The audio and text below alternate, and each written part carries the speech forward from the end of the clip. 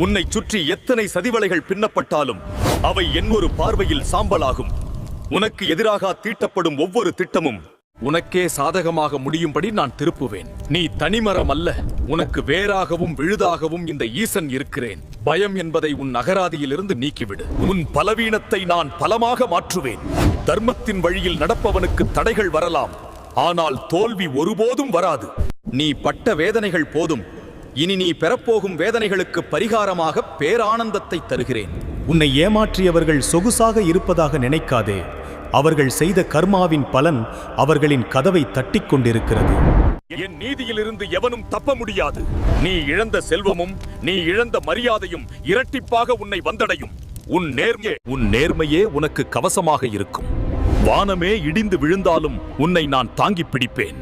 உன் எதிரிகள் உன் காலடியில் சரணடையும் நாள் வெகு தொலைவில் இல்லை. வீர